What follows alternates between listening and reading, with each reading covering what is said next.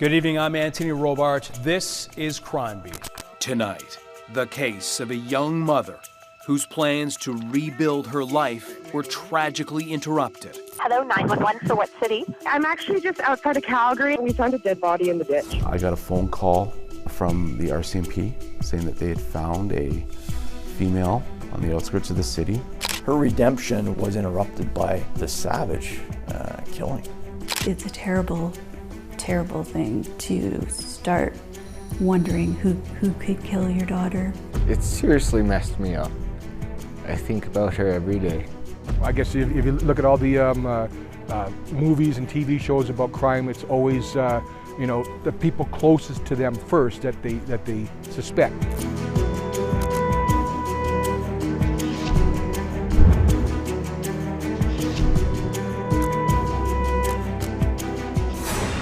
Here's crime reporter Nancy Hixt with Stolen Second Chances, the Jessica Newman story. That's when she was the flower girl at my dad's wedding and her first pony ride. Jessica Newman was basically the girl next door. She loved simple pleasures like baking, gaming, and singing karaoke.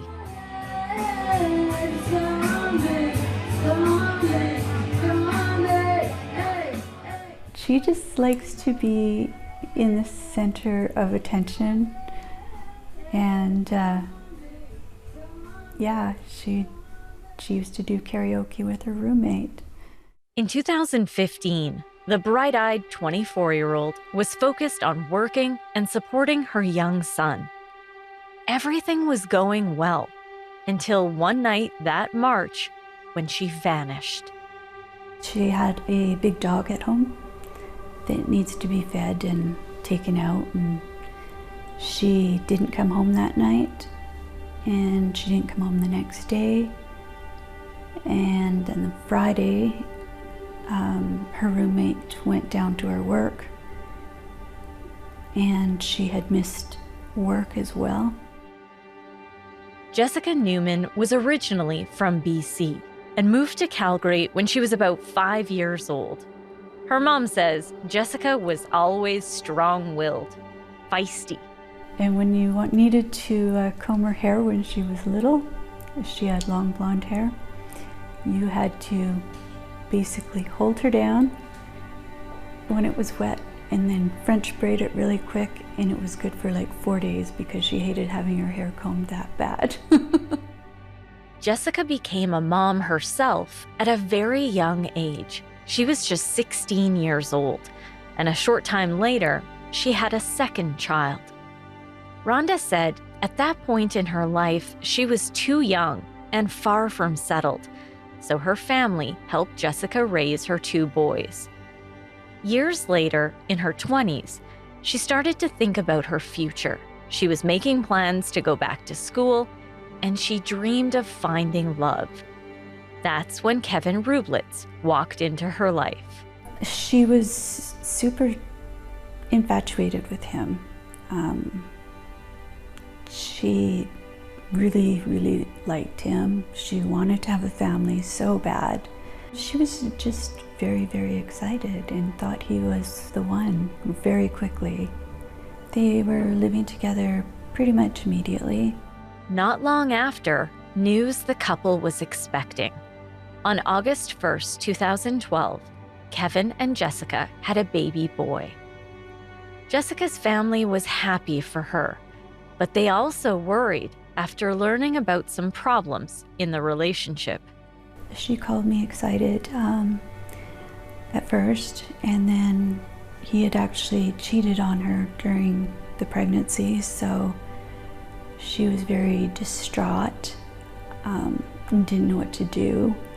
In August of 2014, the couple broke up. Kevin Rublitz got custody of their 2-year-old son. Well, she phoned me from the courthouse screaming. I couldn't even understand her, that she had lost him. And of course, I'm in Quesnel, I can't do anything. So I was trying to get her to first calm down so I could understand exactly what was happening. Kevin made allegations that Jessica was a drunk, a full alcoholic. She wasn't, but she still had to go to these counselors and get a little piece of paper that said she wasn't, and then take that paper back to the court before she could have her visitation back. Jessica was desperate to get her son back. She needed a permanent home, so the courts would see she had a stable environment to allow for visits with her little boy. One of her friends, Michael Hahn, stepped in to help. Her ex kicked her out, right, after they had an argument. They just recently got engaged, so she took off the engagement ring and he says, when you're ready to treat me like your wife, you can give it back to me. Well, he pretty much said, well, we broke up, you're out of here, right? So she literally was staying on friends' couches and everything else, and wasn't a good way of being able to bring her son over for visitations. So I said, you know what, it's not the best place, but I have an empty basement. We can set up your room down there, right? It'll be all yours. Michael was 30 years older than Jessica, and he admits at first, despite their age difference, he had a bit of a crush on her. But over time, he said it turned into more of a father-daughter relationship. She confided in him about her relationship struggles with Kevin. She told me she's playing it out, she's being nice to him and stuff like that, you know, and when he, come by, be nice to him, give him hugs, and a couple times he gave her a kiss and she kissed him back, type of thing. Jessica also started seeing someone new, Ryan Chamberlain. I really liked Ryan. Ryan has a nice boy the same age, and he knows how to parent. She's kind, sweet. She would give the shirt off her back, go out of her way to help anybody. Just a bubbly soul. Great person to be around. A very addictive smile. Ryan and Jessica had a lot in common, including learning to co-parent with their exes. We were both going through custody, and we both had somebody to talk to and confide in and get suggestions from. At that point in time, my partying stages were done, so we were just hanging out at home with the kids and watching movies and all that. We went to dinner. Usually every Sunday or Saturday we'd hang out, and she'd spend the night, and I'd drive her home Monday morning on my way to work. March 10th, 2015 was one of those typical Mondays. Ryan dropped Jessica off on his way to work. I love yous and have a good day, and text during the day, and that was about it. Jessica had an important court date the next day, where she was told she would finally get 50-50 custody of her son. That night, Jessica worked a late shift at the Water Grill. Yeah, I actually drove her to work, right? Because it was my day off, so I actually drove her to work and stuff like that. I got her to work at 1 minute to 4. Michael said he expected to hear her come home around 10 p.m. Hours passed. Jessica never came home at all that night. Michael knew Tuesday, March 11th was a big day for her, so he texted her. Yeah, good luck in the morning, and then that afternoon after work, I text her on my way home from work, so I'll be still going to the gym. No response. Well, I got a little concerned Wednesday when she never responded to me, right? And I'm going, well, maybe something happened in court and she just wants to be by herself, so she maybe gone to her friend's place. So I went Friday to her work, and it says, I'm here to see Jessica, and her boss goes, well, she's not here, and she wasn't here yesterday. Whoa. Now all of a sudden bells went off in my head. I'm going, okay, this is not like Jessica. She would have at least called her boss if she wasn't coming in. That night, Michael went to work. He said while he was gone, Jessica's ex, Kevin Rublitz, showed up at their apartment looking for Jessica.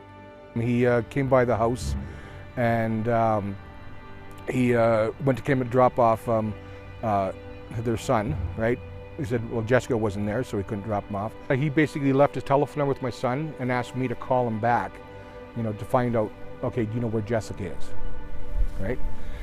And so when I was talking to him, I told him, I says, yeah, I was at her work today, And I was talking to her boss, and her boss said she hasn't been at work the last 2 days.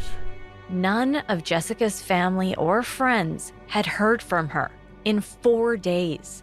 Well, I called 911, explained the situation and stuff like that and whatnot. And so the lady at the other end, checked the different places, the hospital, the morgues, and everything else, if anybody came in.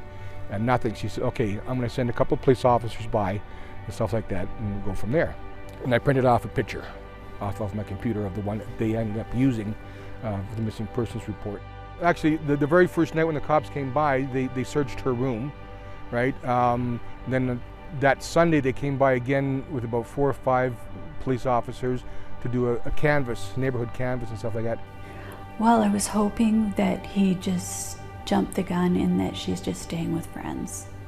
Like, I was just really hoping that. Coming up on Crime Beat, as Jessica's family tries to hold out hope she would be found safe, there is a break in the case.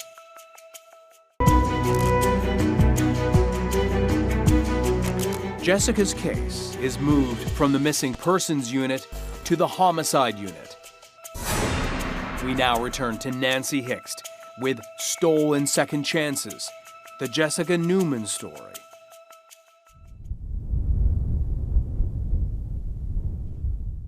It was hard for Jessica's loved ones to believe someone may have hurt her. But the longer she was missing, the more they worried. The first few days were the worst because I thought she might be alive somewhere, like locked up somewhere by herself, and that we needed to get to her before she ran out of water or food. Just weeks after her disappearance, veteran homicide detective Dave Sweet took over as the lead investigator. It's my responsibility to them to try and get them the truth to whatever's happened. A look at Jessica's bank and phone records painted an ominous picture. The stop date for everything, what we call footprints of life, seems to end between 9 p.m. and 10 p.m. on March 10th of 2015. Detective Sweet is a determined investigator. He worked tirelessly on this case and spent hours out driving, trying to figure out what could have happened to Jessica and where she could be.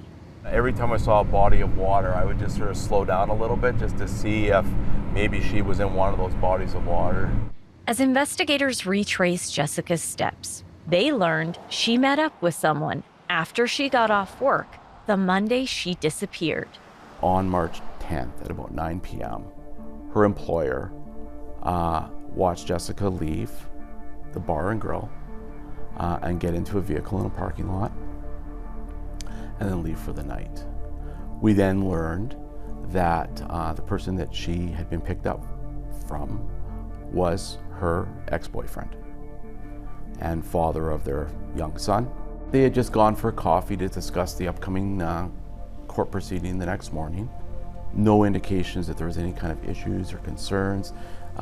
It sounded like the relationship was quite amicable, and there was some agreements that were being made in relation to how much access Jessica was going to have with their son and how much access he was going to have. We know from Kevin that according to him, he had dropped Jessica off back at her residence at about 10 p.m. on March 10th. And he didn't watch her to the door, but he dropped her right in front of the residence. If that was true, police now needed to go back and verify Michael Hahn's story. Obviously, the roommate that Jessica was living with was somebody that we certainly needed to speak to.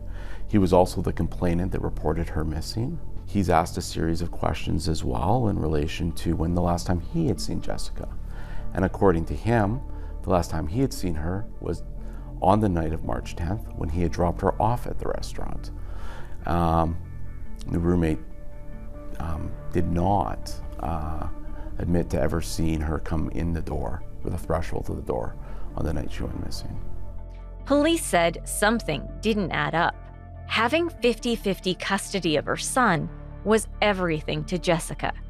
What could possibly have happened for her to skip that court appearance? According to family members and friends, Jessica was in a really good place in her life.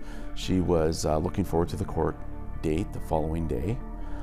She had actually rearranged her work schedule to make sure she could accommodate the time.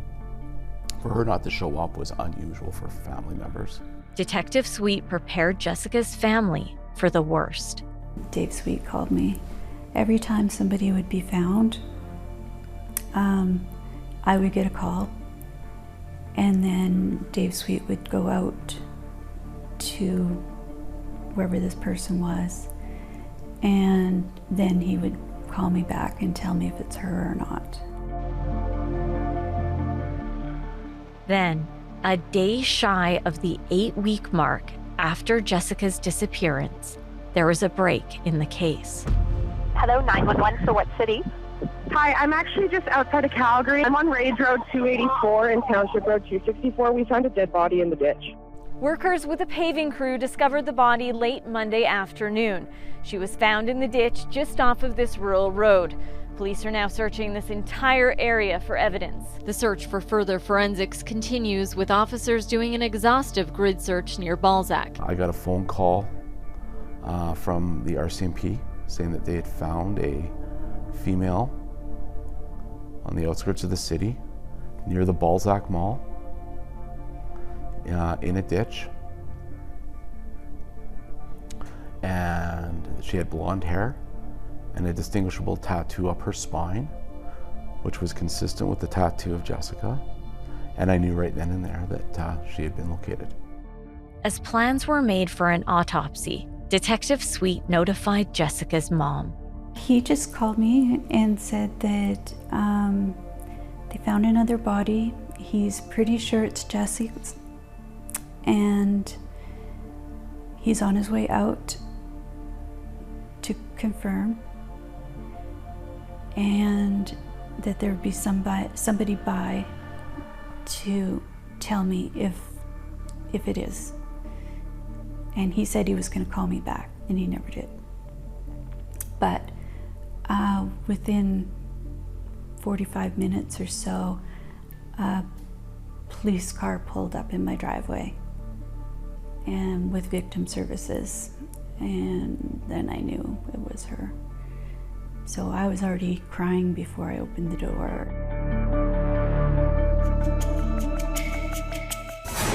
Coming up on Crime Beat. Now that Jessica Newman's body had been found, the questions focused on who would do this and why.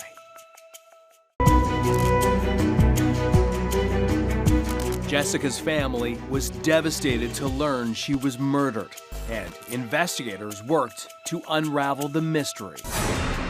We now return to Nancy Hixt. Jessica's case was now officially a homicide, and her family was haunted by so many unanswered questions. Oh, a million different theories, none of them good. And it's a terrible, terrible thing to start wondering who could kill your daughter and how they might do it. This wasn't a straightforward case for police. In fact, it's what they call a classic whodunit, a case with multiple suspects. 1, 2, 3, 4, 5, 6, 7, 8, 9, 10, 11, 12, 13, 14. So in this particular investigation, through our initial inquiries, we identified 14 people or events of interest to us, things that we wanted to examine further. Again, now through an investigative process, and is going through all of those people of interest and establishing alibi, reviewing their statements, corroborating their statements to facts. In some cases, we carried out forensic examinations. For example, at Jessica's home, the home that she shared with her roommate, we carried out a forensic examination of that location. We conducted forensic searches, looking for blood and DNA, evidence of crime scenes. We also did that at another residence involving her most recent boyfriend.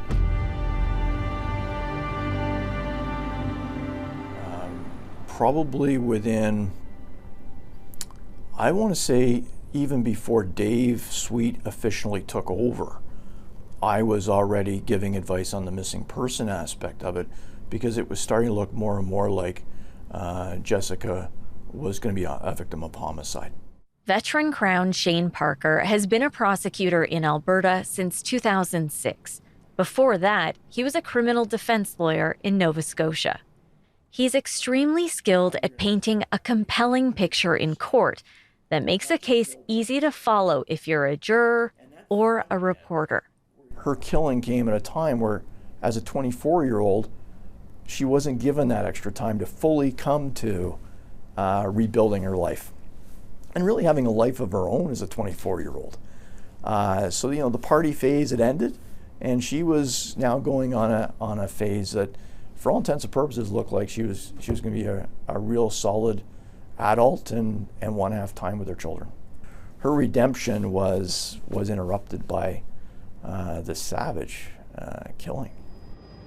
She was dumped in a ditch outside the city limits, near a major shopping mall north of Calgary.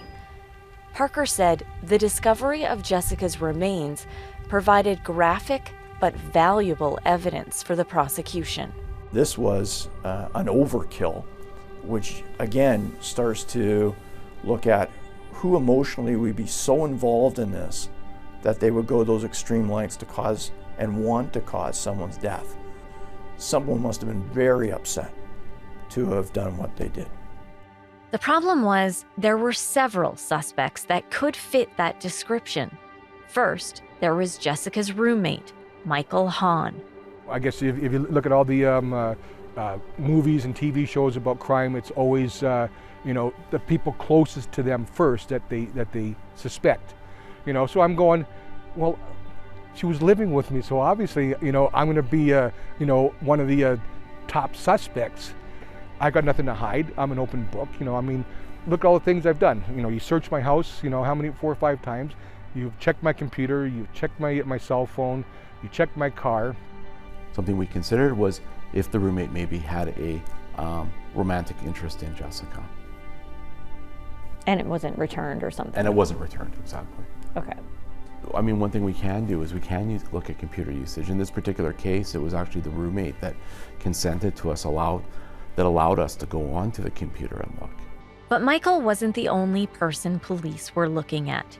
At the same time, police also looked at Jessica's boyfriend, Ryan Chamberlain. I never thought I'd be involved in a murder investigation. I was interrogated and all that, asked for stuff, and nothing to hide, nothing to worry about. They came to my house, they searched my house, they wanted computers. Have at her. It wasn't stressful, it wasn't inconvenience, it had to be done. And there was an added twist. Detectives got an anonymous letter, apparently written on my behalf, confessing as to what happened, hence why they wanted to look at my computers. That's something you would see on a TV show, but at the same time, I didn't do it, so I don't care. Jessica's ex-boyfriend, Kevin Rublitz, was also looked at. It seemed he was the last known person to see Jessica alive. Police said Kevin was cooperative. The very first day the police went and spoke to Kevin, Kevin consented to a search of that vehicle, the van. But investigators said there was something that stood out about Kevin Rublitz. Kevin's story keeps changing. Coming up on Crime Beat, police worked to eliminate some suspects and zero in on the killer.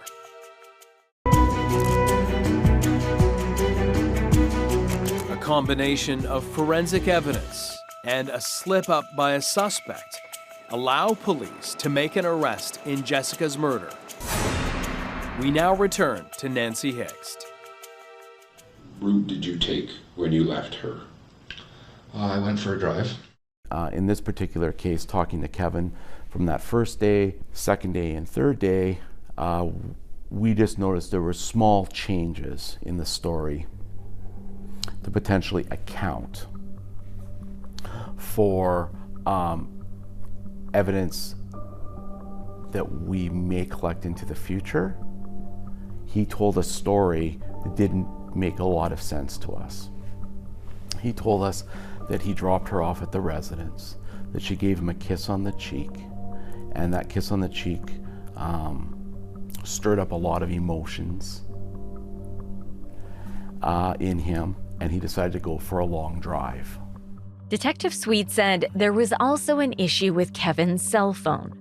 Kevin had made an offer to give us his cell phone so that we could analyze his cell phone, but had asked that he hold on to the phone for a couple more days as it was a work phone, and he would return it to us on I think it was a Sunday.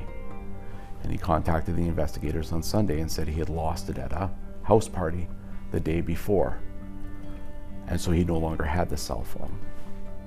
Police continued to look into each person of interest, examining all evidence and clues as they tried to figure out who was responsible for Jessica's murder. Detective Sweet said after a thorough investigation, Ryan Chamberlain was cleared of any involvement in Jessica's death. It seriously messed me up. I think about her every day, and there's always the what ifs and what could have, and eats you away. You can't help but think about it. I'm a firm believer you have one person, there's one person out there for everyone. It just doesn't take into consideration this. I should note, the real author of those letters claiming Ryan was responsible has never been identified to this day. Michael Hahn was also cleared. Police also looked at his computers to see where he was, what he was doing online. So we were able to really clear Michael Hahn from an investigative standpoint based on his electronic footprint to really essentially give him an alibi there.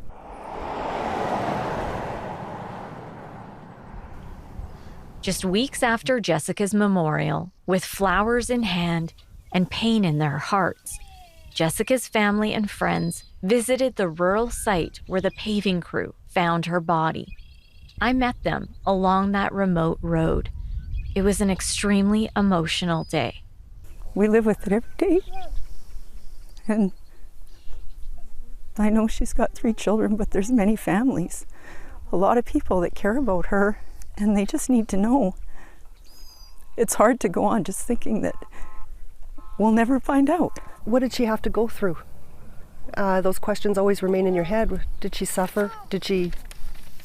Was she alone completely? Did she know what was going to happen? That same day, I was the first to report that police were narrowing in on a suspect. Then, just 2 days later,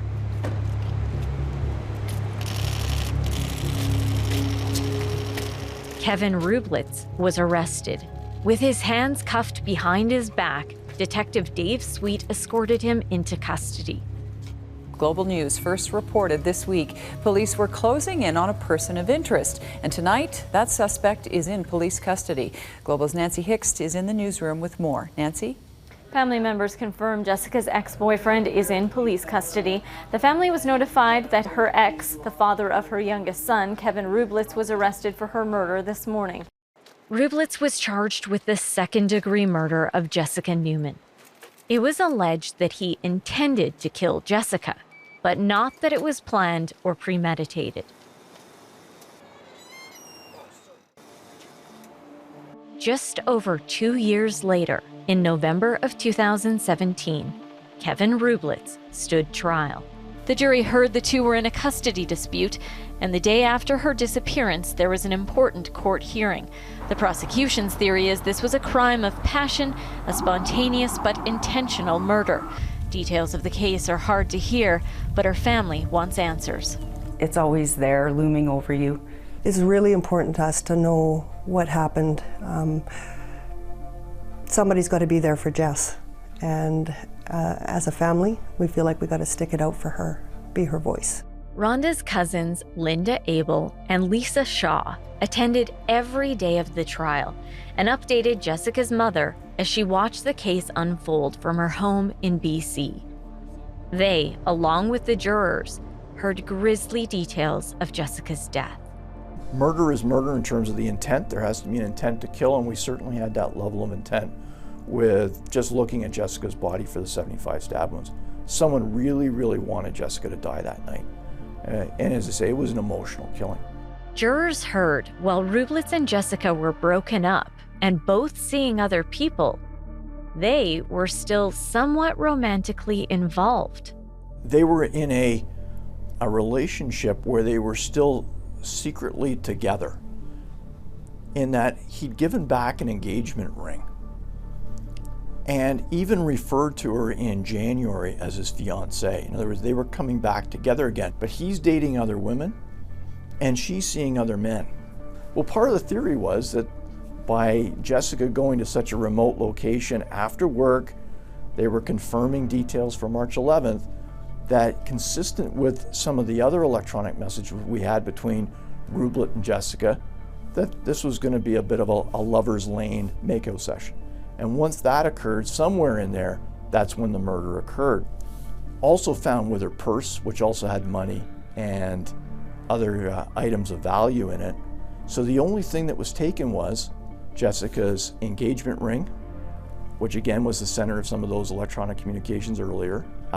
It also starts to put together who might be responsible for her death, that she would go to a scene that is starting to look more like a consent sexual act taking place. He had full custody of the child, and Jessica only had visitation. There was allegations that Jessica suffered from alcoholism, had some other issues, though when you drill down, I'm not sure really that was ever an extent. It was probably more of a family law kind of allegation that she was a bad mother.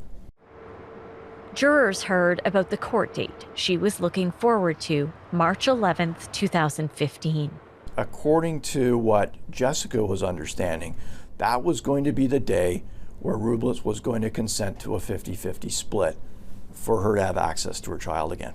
So she was really excited. She was really excited. This was a pivotal one that really all events had been leading up to for months of getting this here. His story is, in version 1, he comes back and drops her off at her townhouse where Michael Hahn lived. He sees her get out, takes a few steps, and then he drives away. Version 1. Version 2, he says, well, she gave me a peck on the cheek, and then I went to drive out to Balzac to clear my head, which extends the time because the time of when he gets home needs to be accounted for. So when was the last time you had any form of contact with Jessica? It would be that Tuesday night when I dropped her off. The kiss and the hug. You did not see her go into that house? No. So last night you dropped it on us that you went for a 45-minute drive. Driving clears my head. Is Still that a lot common? of, yeah, I do it all the time. Okay. Yeah. Why didn't you tell us about that first? It didn't even dawn on me. Okay. He injects Balzac into the narrative months before Jessica would have been found. So he was a pretty good, it was a slip, I think was the way I put it to the jury. It's a slip because he knew how she died, and he knew where she died before the police had even found her. So those are slips because he had knowledge that only the killer would have known. And he ultimately was proved right. He did know where she died because he was the one who did it. Coming up on Crime Beat. As the trial continues, jurors learn about key evidence that disappeared during the investigation.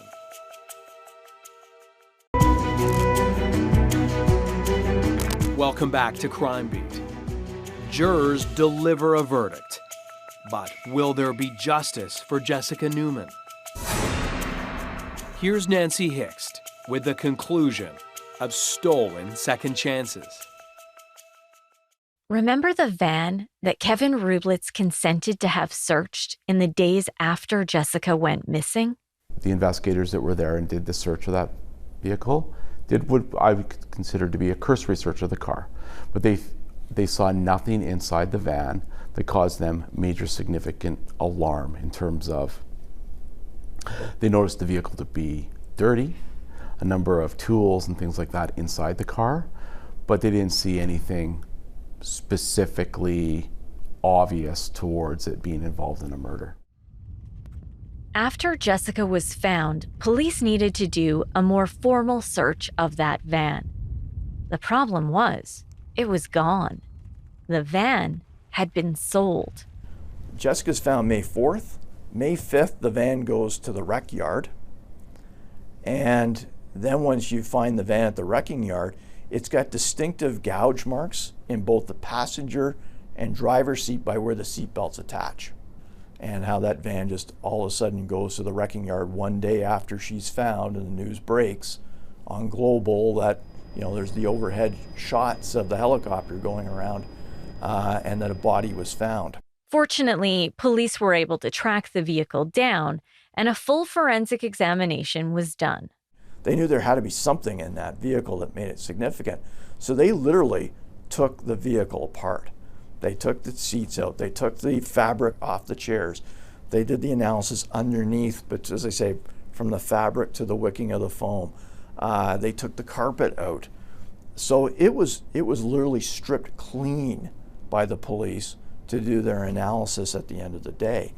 That was a key break for us, because the other thing is Jessica's blood was found in the bolting mechanism to the passenger seat. And it was really that blood, and, you know, think for yourself how much fluid must have been there for it to seep through a bolting mechanism that attaches that chair to the floorboards of the vehicle. Shane Parker called it a botched cleanup because while the evidence wasn't easy to spot with the naked eye, experts in forensic testing easily found the blood. It shows up highlighted with blue in these police photos. But until they actually took the seat covers off and put it under the LCV chemical enhancement, then you could see that the top of the covers looked clean. But underneath, when you pull them away from the foam, then you could see where the bodily material, the blood from Jessica, had actually wicked underneath and wasn't captured by any kind of a cleaning. Police confirmed it was Jessica's blood. Her DNA was found in the van. The only real question left was why. Why was Jessica killed? And that will always be the mystery as to what was the triggering moment that would have caused Kevin Rublitz to do a frenzied attack, an emotional killing upon his ex-partner and the mother of his child. We know at one point in time it was friendly. There didn't seem to be, she willingly was going with Rublitz that night after work. Something turned bad in that car ride or at that stop up in Balzac, and that's when she met her maker. Rublitz, however, maintained his innocence. And they tried to inject a third-party suspect into it, and that being Rublitz's mother, who also supposedly didn't like Jessica, and they left open the possibility, well, she may have had access to the van as well. That was argued by defense. I don't think their heart was really in that argument, because I think they knew it had some holes or some problems with it. I should note Rublitz's mother did not attend the trial. It took jurors just 8 hours to reach a verdict in the case. Kevin Rublitz was found guilty of the second-degree murder of Jessica Newman. Several months later, a sentencing hearing was held. Jessica's mother made the long drive from BC to Calgary to be in the courtroom to face her daughter's killer.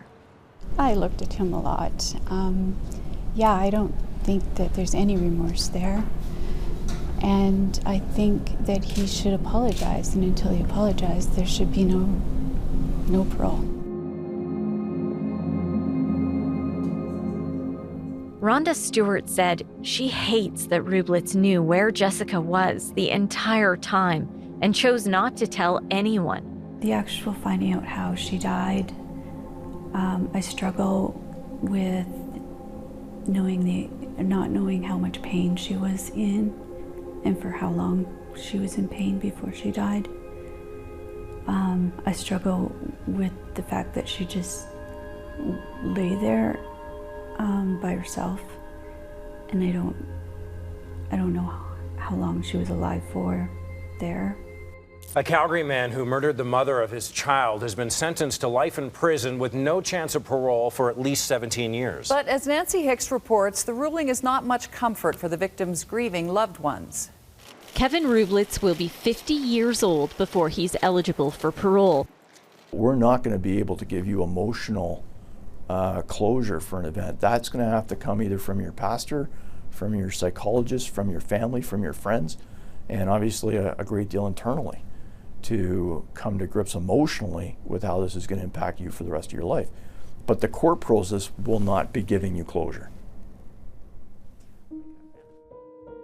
Years later, the truth about what happened to Jessica is still hard for her loved ones to comprehend. Her mom thinks about what she'd say to Rublitz if she ever got the chance. Like, I would want to hurt him as much as he hurt me, but there's no words to do that. I don't think I could say anything that would make him feel as bad as I think he needs to feel. He doesn't care. He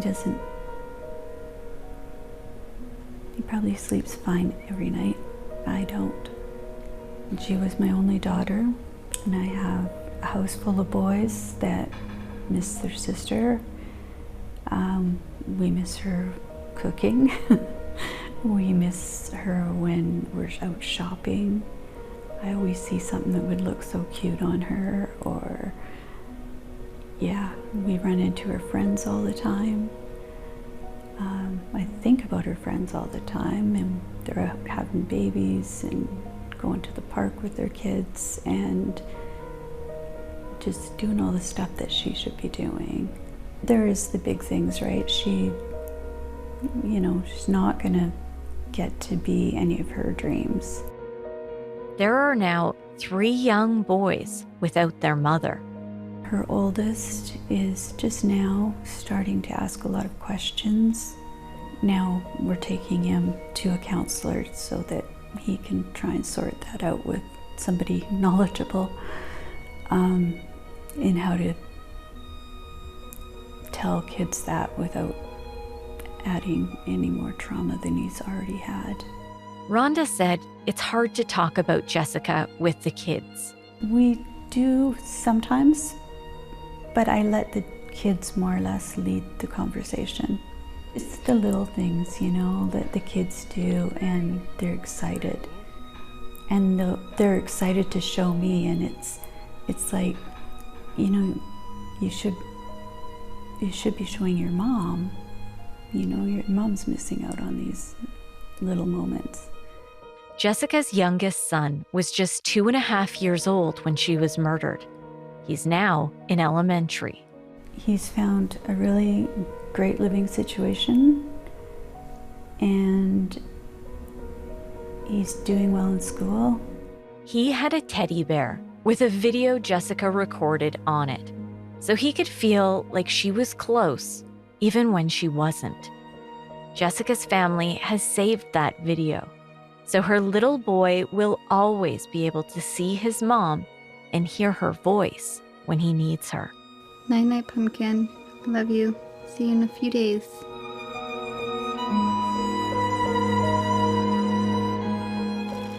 Kevin Rublitz sought to have his conviction overturned. His appeal was heard in early 2020. Alberta's top court rejected that bid and dismissed the appeal. His conviction for second-degree murder stands. I'm Anthony Robart. Thank you for joining us tonight on Crime Beat. Want more on this Crime Beat episode?